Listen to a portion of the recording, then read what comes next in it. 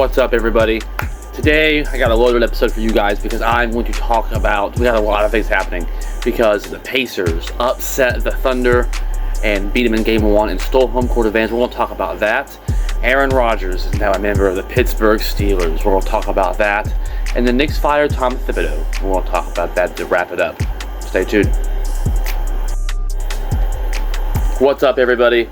Got a fun episode for you guys today because unfortunately the dark times are approaching, but it's NBA Finals time. And it's very exciting because this podcast is based in Indiana, and I'm not an Indiana Pacers fan, as you can see. Got the retro hat today, but JB, this podcast is based in Indiana. We are Miami Heat supporters. We love the Miami Heat. We're unbiased. We know all of it. We're experts in all of it, but we're Miami Heat guys. But for the NBA Finals to be in this state where this podcast is located, that's kind of cool. So the NBA Finals are coming to the home state. So the Pacers upset the Thunder. And a lot of people, Skip Bayless was a big one of them, thought this was going to be a sweep. And the Pacers literally led for 0.3 seconds of this game. I got a little bit of hate because my tweet and my Facebook post did not age well. And it did not age well because the Pacers somehow won this game. And it's definitely not a recipe to continue to win because they lost this turnover battle embarrassingly, 24-6 turnover differential. That is just not going to win you many games at all in the NBA, let alone an NBA Finals game. So for them to be able to win this game, they really did not play good until the fourth quarter. This was a 10-plus point lead most of the fourth quarter, down to single digits, under 10 minutes to go. This is a double-digit lead for the Thunder at home, one of the loudest crowd in the NBA, in my opinion, and it's really not close, I don't think. And SGA balled. 38 points, 5 rebounds. But here's the reality of the situation. They didn't start Hartenstein. They played Chet Holmgren. I'm going to get to Chet Holmgren right now because I'm going to rip into him a little bit. He's a lottery pick, a star, coming out of college, and gets drafted in the NBA, supposed to be a superstar, help transform the Thunder, and he did. We're here in the finals. He's a good Robin to SGA, and he's a good center. But 6 points, 6 rebounds, that's not good enough. Miles Turner, this Pacers team, they didn't start Hartenstein. Hartenstein's your more traditional big. Holmgren seemed to struggle a little bit against Siakam specifically. And Chet Holmgren just has to be better. Jalen Williams was a good 17 points. Dort, 15 points. So, Chet Holmgren, I have a lot to blame. SGA is the league MVP. He's one of the best players in the league. You can argue him, Jokic, or Giannis is the best player in the league. But the Pacers, somehow lose the turnover battle like this. And I put on Facebook last night, link to that is in the description down below, that the Pacers can't turn the ball over like this and they have no chance. And for them to be able to win this game after that many turnovers, the Thunder could not capitalize off of those turnovers. All those turnovers, a lot of missed buckets for Oklahoma City. Anyone that watched that game knows what I'm talking about. And the Pacers stole home court, only led for 0.3 seconds. Halliburton, the Pacers just seemed, I put this on Facebook also, that the Pacers just seemed in the crunch time last few minutes, they just seemed to have this way of doing it. And that is actually the first buzzer-beating shot in a finals game with under a second to go since Jordan did it in the late 90s. Halliburton is. And Halliburton, great game for him. A double-double for him. Hit the game-winning shot. 14 points. But Siakam's the real, I've always said this, Siakam, 19 points, is really the best player on the Pacers finals experience before. He really put Chet Holmgren in his place. Holmgren has to be better. Expose Holmgren. And Siakam a double in his own right, as did Naismith, 10 and 12 rebounds. So the Pacers came in with a great game plan. They deserve to be here. A lot of people thought this was going to be an easy series for the Thunder. It was going to be a sweep, wouldn't be close. The Pacers, they're a very fast offense. They're one of the most clutch teams, in my opinion, of all time. And SGA is already regarded, in my opinion, as a top 3 player. Definitely, he's the league MVP, All-Star, All-NBA, all those great things. Western Conference Finals MVP. He's a superstar. But he's already regarded as a top 3. I think most would agree, top 3 to top 5 player in the NBA. So this would be a big title for him, but if Halliburton can get a championship here, Halliburton, in my opinion, is already now one of the top 3 Pacer of all time. as is Pascal Siakam, because they got into the finals. But Reggie Miller did too. Bringing a championship to Indiana, the Pacers have never won an NBA championship in their basketball state. So if Tyrese Halliburton, they stole home court here. They played really a bit and didn't play a very good game at all. 24 turnovers, to lose the turnover battle like that, to not have the lead even a full second of the game at all, and shoot under 75% from the free throw line, and to still win this game and not have a single player reach 20 points, that's amazing. And they won this game somehow and put all the pressure on Oklahoma City. Because worst case scenario, even if the Pacers come out in game 2 and lose by 70 million, doesn't matter. Because they get to go back to Indiana with home court advantage. They stole it, and now all they have to do is win at home. And they've put all the pressure now on Oklahoma City. Pascal Siakam's an NBA champion, Hall of Fame player. And he's been to the finals before. He knows what it takes. So the Pacers have more championship pedigree, and Rick Carlisle, the coach, has won a championship with the Magic with the Mavericks, when they were the massive underdog against the the Miami Heat, and they won that championship. LeBron's first year in Miami. They were the big underdog then. They're the big underdog now. So the Pacers have the pedigree here. The Thunder are a young team, and they've never been here before. So I think this championship pedigree of the Pacers might be a little too much, and the Pacers have a real chance to be NBA champions. And truly, the best two teams are in the finals. They really are. Well, anyone who's watched this playoffs knows these are the two best teams in the NBA.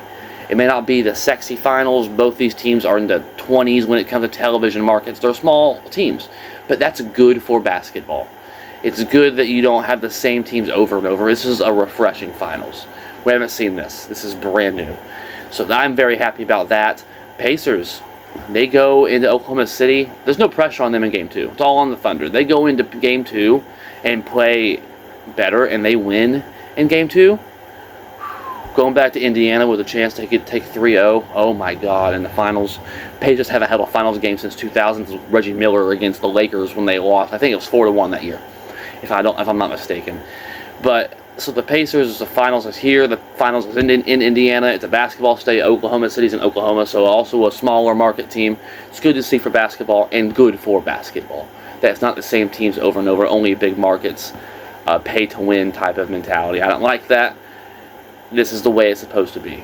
This is for pure basketball. Casuals aren't going to like this because it's Indiana, it's boring. Casuals will not like this finals. Anyone who has enjoyed truly pure basketball will love this finals. And that's just what it is. Then, moving on to a topic that is dear to my heart, because Aaron Rodgers is now a Pittsburgh Steeler. And JB talked about this a little bit. And go check his video out if you have not already done so. He posted that today. Great content from JB, as always. But JB is not excited, obviously, about this signing. I mean, I'm going to be a little bit more optimistic than he is. Will Howard's obviously not NFL ready. He needs to develop a little bit. He's a 6th-round pick for a reason. He has potential. They did draft him for that potential reason. And Mason Rudolph is a good backup quarterback in the NFL, but you cannot go into the NFL season with Mason Rudolph as your number 1 quarterback in a division with Lamar Jackson and Joe Burrow. It just cannot happen. You will get ran off the field. They lost Najee Harris. They've lost George Pickens. You need to address the quarterback situation in some way. And they brought in the corpse of Aaron Rodgers, as JB probably has kind of put it in his video, that he said he's kind of, quote unquote, I think, dreading the season. He said he hopes to eat his words. And I'm going to give JB hopefully a little optimism here because, I think this is really their best option, and they got better with this. Because the Steelers, I have some stats here, have the least amount of touchdowns the last 3 seasons. Since Big Ben has retired, guys, they have only had 46 touchdowns. Even last year, Rodgers at 41 years old, last season, 28 touchdowns. That is so much better than anything Pittsburgh has had. They have a stable head coach, stable organization. It's the freaking Jets. Even Brett Favre struggled with the Jets and then went on to Minnesota and had one really good year there. We may see the same thing here. They're kicking the tires on Aaron Rodgers. That's a higher potential rate than Mason Rudolph or a 6th-round Will Howard first week of the season. And it's going to be a good big headline. Steelers going to be on primetime. I think that's what makes JB kind of nervous, and I don't blame him because week 1 it starts out straight out against the Jets. So this is going to be good entertainment for that reason. I mean, they start out against the Jets. Aaron Rodgers' revenge tour season, and they play the Packers in Pittsburgh. It'd been cooler if it was in Lambeau, but in Pittsburgh on Sunday Night Football. That's going to be great entertainment as well. And they play the entire NFC North. The Steelers do this season. So are Bears, Lions, Vikings, good old times. Again, so it's going to be good. It's going to definitely be entertaining. And DK Metcalf's part of the group now. I mean, they have Kyle. They don't have a number 2 receiver that stands out. They have Cal. They have Austin. Robert Woods kicking tires on him, but he hasn't had over 600 yards since 2020. I mean, Pat Fryermuth's an above-average tight end. They're predicted to be around a 10-win team by ESPN.